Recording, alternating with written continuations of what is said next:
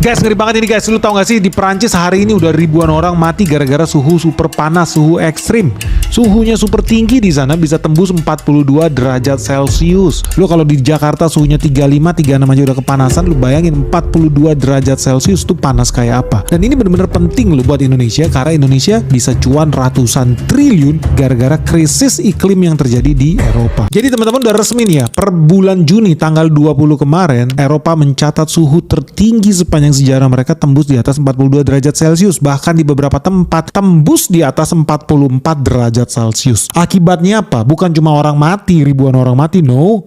Ada dampak lain lagi, sekolah-sekolah ditutup, kantor lu disuruh pulang lebih cepat, lu dilarang keluar rumah, mati lampu, krisis energi di mana-mana. Lebih ngeri lagi ternyata merembet krisis di sektor kesehatan dan ternyata berdampak juga krisis di sektor pertanian. Karena faktanya hari ini menurut PBB udah lebih dari 150 juta loh manusia di Eropa yang bakal makin parah terdampak hidupnya gara-gara suhu yang super panas sekarang di sana. Nah sekarang mereka kaget ternyata bumi makin panas ya gara-gara mereka juga sih bikin revolusi industri, deforestasi skala massal, hutan dibabat di mana-mana.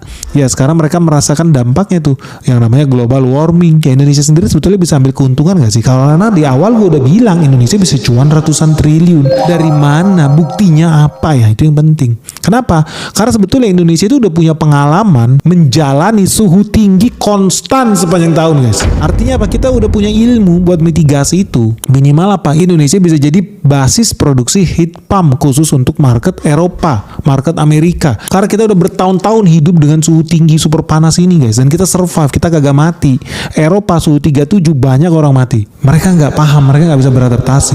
Padahal ini peluang yang sangat-sangat jelas, sangat-sangat gede leh. Sayangnya ya bukan Indonesia yang ambil cuan dari sini, justru negara tetangga Indonesia udah terbukti dapat cuan ratusan triliun. Ada negara tetangga kita namanya Thailand. So apa yang mereka lakukan? Mereka bikin rencana bisnis dalam 5 tahun ke depan. Thailand harus menjadi basis produksi AC nomor 1 di dunia. Padahal sebetulnya ya, kalau lu pikir lagi Indonesia lu yang punya potensi buat dapat duit ratusan triliun itu bukan Thailand ya. Bahan baku bajanya, bahan baku aluminiumnya, bajanya, bauksidnya, nikelnya, aluminiumnya kita semua punya guys. Jadi kita bisa punya kemampuan buat bikin itu. Tapi sayangnya orang malah berbondong-bondong bikin pabrik hilirisasinya di Thailand. Guys, ngeri banget ini guys. Lu tau gak sih di Perancis hari ini udah ribuan orang mati gara-gara suhu super panas, suhu ekstrim. Suhunya super tinggi di sana bisa tembus 42 derajat Celcius. Lu kalau di Jakarta suhunya 35, 36 aja udah kepanasan. Lu bayangin 42 derajat Celcius tuh panas kayak apa. Dan ini bener-bener penting lu buat Indonesia karena Indonesia bisa cuan ratusan triliun gara-gara krisis iklim yang terjadi di